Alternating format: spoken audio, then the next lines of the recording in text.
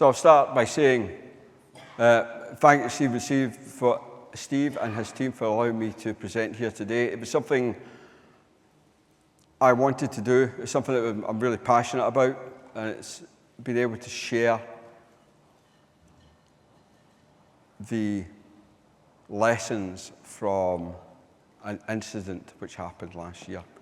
I'll just start by saying now I will not be going into any detail on what happened with the actual incident itself. There's various things going on in the background, both with a couple of entities, but with the incident itself I won't be going into detail, but we will talk about what we've learnt from it and how you, as possibly a ship owner, duty holder, vendor, can learn from it. So my life as a Marine TA is all about barrier management. We think about accidents and we look at them and say, well, how can we prevent an accident? Well, we need to put barriers in place. And this is a very, very simplistic Swiss cheese model known as the barrier model. Does everybody here know what the Swiss cheese model is? We've all seen it before. Great. What we say is we put various physical and human barriers in place from the left-hand side to the right-hand side to avoid an incident happening. So when an incident happens, all the threats come through from the left-hand side to the right-hand side, and if the barriers are strong, they prevent an incident happening. Now, we work a lot. The guys who do similar roles to me, we work a lot and we spend a lot of time looking at these barriers, measuring the health of these barriers, improving the barriers, learning from each other. That's what we're doing here today. We're learning from each other to effectively improve our barriers. But every once in a while, one barrier lines up. And we go from left to right, and we have an incident. Barrier health. And these barriers change on a daily basis. Could be erosion of structure. It could be an IT glitch. It could be somebody getting a phone call from their wife or their partner saying, I'm not very well today. And their competency changes. And that barrier we've put on has now got a hole in it, and it lines up. So that's what we talk about barrier management. In really simplistic terms, that's how I see barrier management as a TA. On this night, what actually happened gave us in a 5x5 matrix, gives a consequence of about a level 3. So there was no injuries that night. We had a precautionary down man. There was no environmental impact. Both the vessel and the unit suffered some form of damage.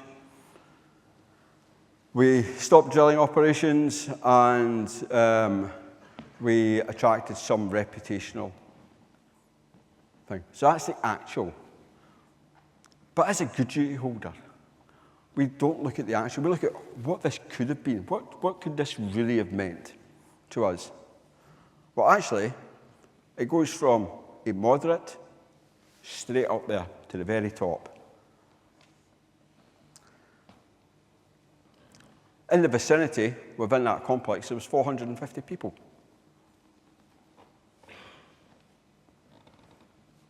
So the potential is there for at least 2 or more people to have had a fatality.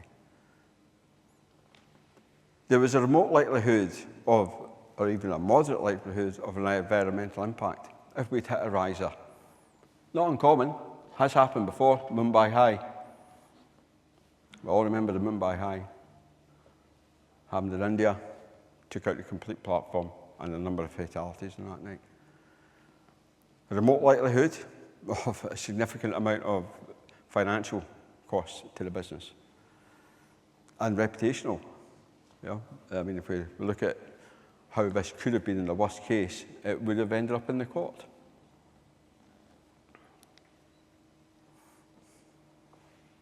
Barrier management. So our observations back on this. We look at where our barriers weren't as strong as they could have been. Bridge watchkeeping procedures weren't as good as they could have been. The bridge navigational watch alarm system, something that's come in 10 years ago, 15 years ago. So working, bridge navigational watch alarm. What it does, it means that if that alarm, if there's no movement on that bridge, either physical or resetting of a button, an alarm goes off in the captain's cabin. If the captain doesn't reset that alarm, it then goes off in the crew general quarters to alert there's been an incident in the bridge and somebody needs help. We also noticed that standing by, waiting in weather controls and practices weren't as good as they could have been. That's quite important, remember that one. Our other barrier effectiveness, monitoring of attendant vessels. Radar early warning and tracking system, not as good as it could have been. Clarity of duties of the ERRV. I'm going to come to these throughout this. The G in ERRV. As an industry, we talk about ERRVs. We, and me especially, sing their praises around how they do such a specialist role in picking up people out of the water. They're there to make sure the guys on the topsides are safe and sound. They allow us to land helicopters. They allow us to do overside work. What we're not very good at is talking about the G in that, because we talk about ERRV, Emergency Rescue Recovery Vessel. Yeah. What's the G? What's not in there? Well, the G is the guard bit of it. The installations duty holder has a legal duty to have a system in place to detect vessels which may collide with the installation. In most cases, and I would say this in most cases, this is true, but it's the ERRV who does that duty for you. These are not words I've made up. These are from the ERVA management guidelines as issued last year. But as organisations, when we look at our ERRVs, are we really empowering them to do the G, to do the guard? I don't know. I don't think we are. I'll go back. How do we get better at that? Do we need to put big and bold in the ERVA management guidelines? We've changed our current practices to empower the ERV now, to give them back, to bring that to the forefront of what they do. They're not just there to rescue people, they're there to guard the installation as well. You'll see in the room today, when we come to suppliers, and otherwise, we have a number of people who can provide semi-automated systems which help do that guarding for us. What we need to be conscious of in that is how many alarms are too many alarms. When do you get alarm blindness? In the Merchant Navy, we're not really great at speaking about things like that. In the chemical world, in Muir, they've got papers on this to talk about how to avoid alarm blindness. This is an extract from a Nautical Institute paper, which talks about this. Lower manning levels, we see that everywhere. Higher levels of automation and capable alarm management are intimately linked. Going to do a bit of, hopefully this will work with a bit of audience participation at the moment. You get everybody close your eyes. If this works, you'll hear a noise. You hear that noise? Everybody hear it? Yeah. What was it? Anybody knows what that noise is again? Email. Great. Close your eyes again. This is now the sound of an alarm warning you of a vessel with a closest point of approach of less than half a mile to a ship.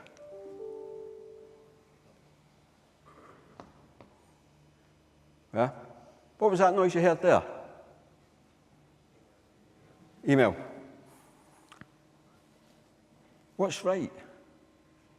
In this particular event, when we look back at it, what we found was, it wasn't an email noise that the alarm sounding was. When we had installed the system on the vessel, which was there to guard, the actual sound for warning the watchkeeper of an approaching vessel was the same as his telephone. So every time that alarm went off, it sounded like the telephone on the bridge went off. Are we really setting ourselves up for success with that? That only came to light after the event. And it took the system operator 10 seconds to change it. Literally, he went in and went click, click, click, and now it makes a completely different noise. But we hadn't given any consideration to that when we installed the system. How many other systems do we have out there just now that have that constant alarm going off? We also looked and said, how often is the alarm going off?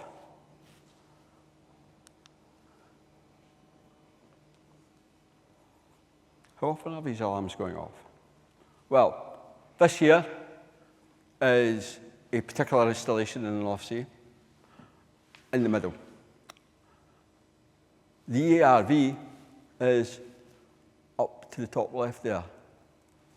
And we look at the activity within 1.5, 2 nautical miles of that particular installation, and that's the heat map it produces.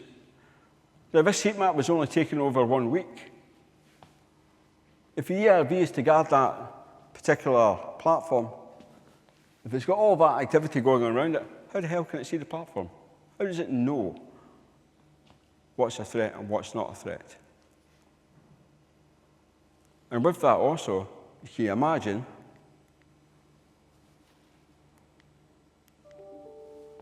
that's going off every 2 minutes. Every 2 minutes. It's about like sitting at your desk, you hear another email coming in, you're like, oh God, fucking another email. No, it's just another email, but it's not. In this case, it's a ship approaching. It's a ship as a major accident hazard threat to that platform. It's a ship approaching unaware that it's going to potentially hit an installation with 450 people on it. Quite scary. I, for one, a bit of PTSD about this now, having taken that phone call. I see this, and personally, it scares the bejesus out of me. I was going to say something else there, but I'm being filmed, so I better not. What have we done about it? Well, we've kind of looked back at our marine controls in its entirety and said, where could we have done better? Gone back to that barrier management. Look at the barriers individually and try in each one of those little holes, try and plug each one of those holes. And in discovering and looking back at those holes, we found other holes. We were brave enough to say we could do this better. So, and these are just some of them. There were, I think in total, Andrew's over there, I think it was something like 75 actions that came out of this, just on our side. But the big ones are sailing audits on chartered vessels. Go and have a look at it, including the ERVs. Nobody's beyond it now. We'll go on every single vessel, every master, once per year. The unfortunate thing about this is when you sail on a vessel, everybody's on their best behaviour, so we have to take it with a pinch of salt. But it tells everybody we're looking. We've created a minimum standby distance from our operated installations. We only have control legally of up to 500 metres. But within my charter party, I can give exact instructions. So we've told them, from now on, you need to sail further away. When you're on standby, you need to be further. Why did we do that? Because when we look at the barriers that we can put in place in terms of physical, electronic, and human, the last barrier we can put in is time. If we can add time, we can do many things. We can add time, give the OIMs a better decision-making tree. Do they need to go to muster? Look back at our collision avoidance guidance. We look at collision avoidance guidance from 13, 14 miles away, not from 2 miles away. So let's look at it from 2 miles away. How does the OIM react to that?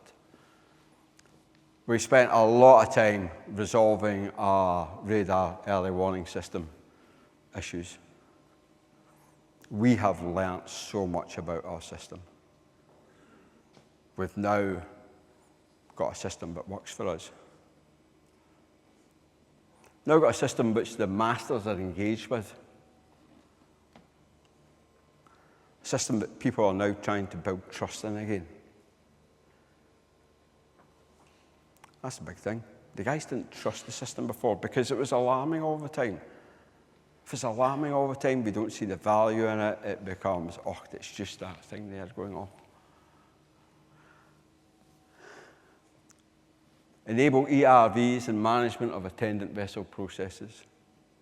They'd always been part of it, but never really part of it. Never a physical part of that piece.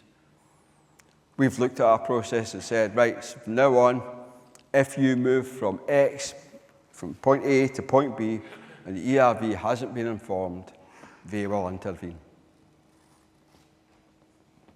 And if they don't get a response, we speak to the master and we treat it as an errant vessel. Because it is an errant vessel.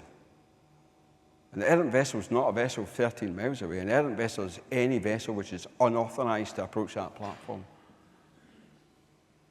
That in itself has done two things. One, it's building confidence in the ERV, but he is doing the G in ERV. The OIMs now hear ERVs engaging with the attendant vessels. The second thing, so it's building confidence back in the system of protection that the OIMs have to manage their personnel offshore. The second thing it's doing is empowering the ERVs to do it. The ERVs before were like, oh, it's just an attendant vessel. It's part of the family of vessels. We expect that vessel to approach the platform. It's the same boat that comes in and out every day. It's the same boat as last week. It's one of the family. I'm not going to give the family a hard time. Why would I give the family a hard time? He's supposed to be doing that. That's his job. What it's done now is it's empowered the ERVs to turn around and go, no, you're not allowed to do that. I am here to protect that. And as an industry, it's something we can probably articulate better, in my opinion. And the masters like it. The ERV masters who are working for my organisation like it. I get the feedback from them. They feel empowered. They feel empowered because they can stop the job. They are stopping the job. For me, it's been a real success. The phoenix has come from the fires almost. Reduce bridge navigation and watch alarm times. Again, it's all this piece about mental, physical, digital barriers. If we can push them to the left, so we've got this piece of time, that in itself, time becomes the best barrier. It gives us time to prepare for the worst case outcome. And by reducing the windlass times, which comes as a standard setting of, I think it's 3, 6, and 12 minutes, and by reducing that down, it means that any opportunity for the bridge to be unattended for any period longer than 6 minutes has now disappeared. We've also doing engagement sessions with our chartered management teams chartered vessels management teams. I was kindly invited to a Masters Forum where I spoke on this earlier in the year. That came with some real good success. Being able to portray to the Masters from a duty holder's perspective, come from a slightly different point of view. Masters are very good at understanding the risks of their vessel, but not very good at understanding what happens when they plough into a production platform and what the risks are. If you ask any of the masters out here, maybe the ERV masters or not, but certainly the platform supply vessels masters, say how many people are on that platform. They have no idea. No idea at all. And the other thing we've done is we do a masters engagement session on a monthly basis.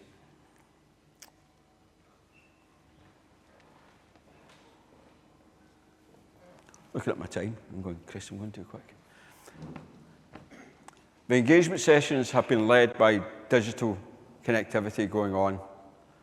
So whereas before we would see the masters on an individual basis, now what we do is a collective call on a monthly basis over Teams. Other video things are available, but Teams and video calling has enabled us all to come together as a community and talk about these things one-to-one. And it's quite interesting because the masters will now take that on and they will talk to one another directly, face to face. They now no longer looking at a ship and going, oh yeah, it's the Aurora, whatever. It's a blue boat. Oh, there's an orange boat. That must be the ERV. There's no a face behind that. There's a human element behind that. And when humans interact with humans, we get much better understanding and broad control of it. We're also able to build a community. We're able to all sing from the same hymn sheet. If you're going down to see individual vessels, you're hearing the individual vessels' issues and problems and trying to build a culture on an individual basis. But by coming together, we still get that individual part, but we come together as a community. So any masters now working for Harbour have this community that they can go to, and they can call on it themselves to share better information. It's all about sharing. This is how it looks now. This was a snapshot taken 6 weeks ago. So we've turned around and said, at Harbour Energy, you shall not be less, when you're waiting on weather, waiting on running standby, waiting on orders, not less than 2.3 miles from that platform. This is how it looks now. This is around the drilling rig. Different rig, but same principle. And what we see is two things. One, it's good, and two, it's bad. Double-edged sword. If you put a number in it, people will stick to it. Not less than 2.3 miles, it's been interpreted as I'm going to sit 2.3 miles away. Can't win them all. We're trying, you know. But that's the way it's been done now. But what it does do is, if you look at the original one, and we see in the centre was just a mass of targets within that same time period. But now we can see, the ERV can actually see what's going on the close approaches to that particular drill rig. We've bought ourselves some time. We've been able to add a new Swiss cheese slice in there. We've been able to add a time Swiss cheese piece in there. We will measure this effectiveness going forward. We're going to measure this on a 6-monthly basis now to understand that what we've implemented has been implemented and it continues to be implemented. Time is what we need. So that's our learnings from a horrible night. There's been some good things, there's been some bad things. There's been a lot of work put in to hopefully avoiding that particular incident ever happening again. But the 2.3 miles is working for us. We are working with our vessels to say, it's not a target, guys, you could be further away.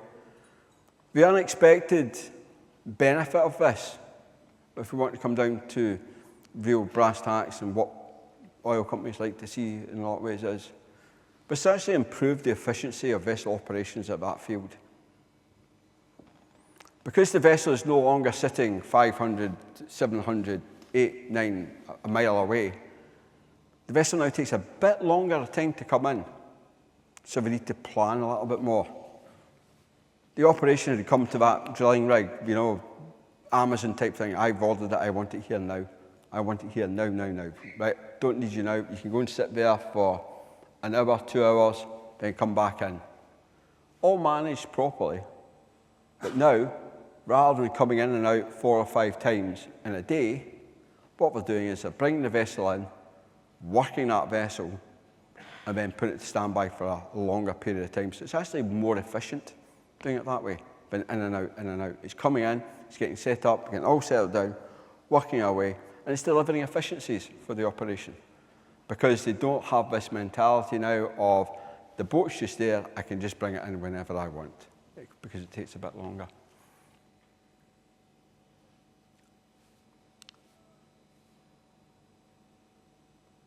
Silence.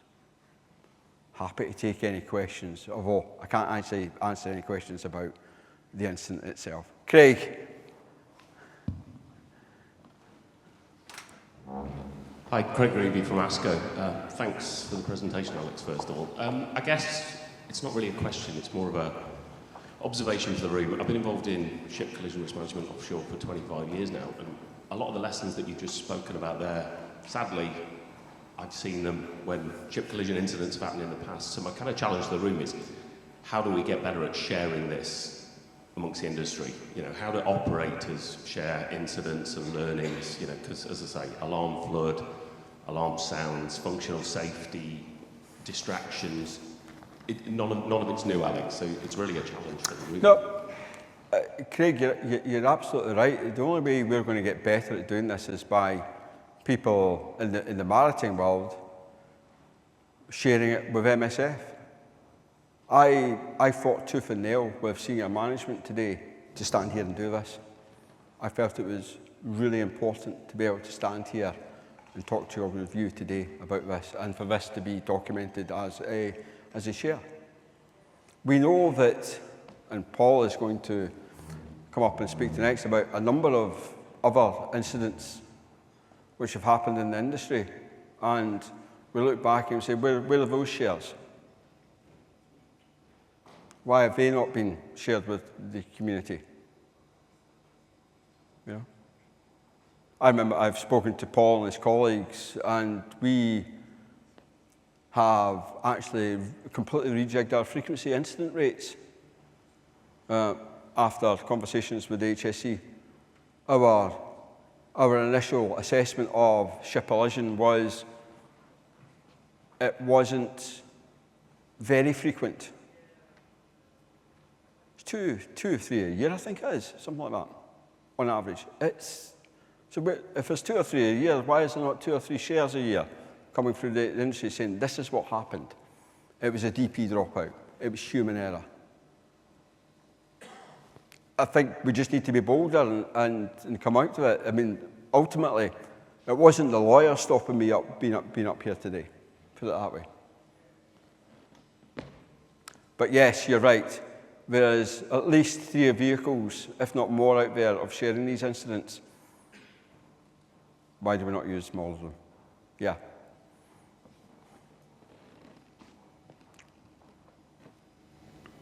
Paul Drummond, DNV. Installations in the UK have standard alarm sounds, standard alarm beacon colours, etc. Everybody understands, regardless of where they are, what they mean. Any thoughts on doing the same for these kinds of alarms that you see on bridges? Yeah, so there isn't an industry standard for it, because I suppose at the moment there are various different offerings out there who offer the same thing but slightly differently. Talking about alarms. There you That was a get your ass off the stage. But no, you're right. There isn't an industry because it's something that we should consider. I look at the chemical guidance out there. I think it's a MUIR 191, which actually has got a really good checklist attached to it, which talks about alarm management. We use that in our offshore control rooms for alarm management, and it's something that we need to get better at within the industry, and it's something the MSF will be looking at in the next year.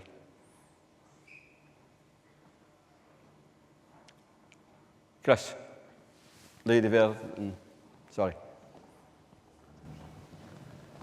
Hi, my name's Rona Lyle. I work for SSE as a Marine Safety Advisor.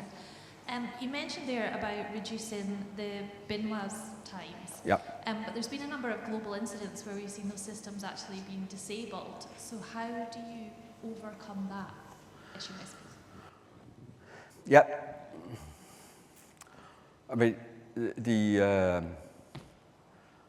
interestingly, when you look at the event in Norway quite recently, in fact, this week I think it was, you probably, without the investigation coming out, I would surmise that that's got a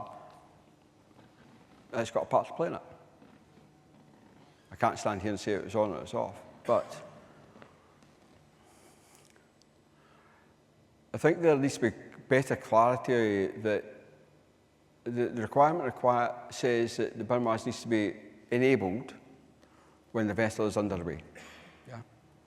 I think sometimes there's this, in my head there isn't, but I think there is a certain, when vessels are in the field, that BINWAS is not important because they're on standby. They're still underway, in my mind. You know, there is other regulations about how it should be used, you know, when automatic steering is being used, etc., etc. But in reality,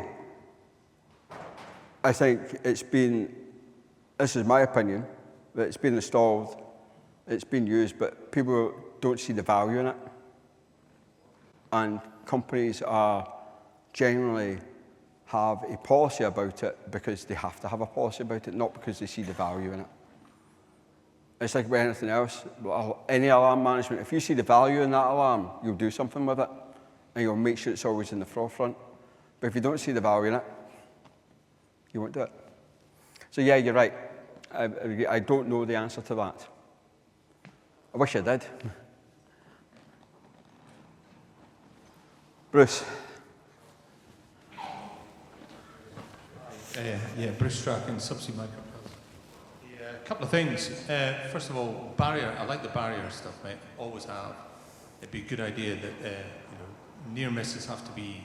People are getting near miss of what is a near miss quite badly wrong. They're not reporting it very well on your slides as well. So perhaps highlighting what barrier worked in a near miss would be a positive. And I think on the lady's question just there about how people want to change attitudes and stuff to alarms, I think there's a good land-based discussion there as well to have. You know, many companies train the only alarm they have in their building, which supports people offshore, and we train ourselves to do the opposite of what we want them to do, and that's a fire alarm check. Mm-hmm. No one moves weekly. No one moves. Well, an alarm goes off and people do nothing, and we train that into them. And in emergency situations, I've always found that one bizarre at best. So I think there's a cultural thing there because people hear alarms on shore, supporting the people offshore, and it means nothing. It's just a noise that they've forgotten about many years ago. So I say a cultural thing, I think. It's alarm fatigue. It's something we see. We're setting ourselves up for failure when the alarm is either going off too often because it's not going off at the right settings. It sounds like something else. We don't act on the alarm and we don't see the resultant of that act. You know, so if you act on an alarm, so say ERV has a CPA alarm or a TCPA alarm goes off and it calls the platform and it follows the procedure, but then never gets any feedback from that, He's going to continue doing that, but eventually he's going to stop because he doesn't see the feedback for what he's actually doing. So he's no longer seeing value in it.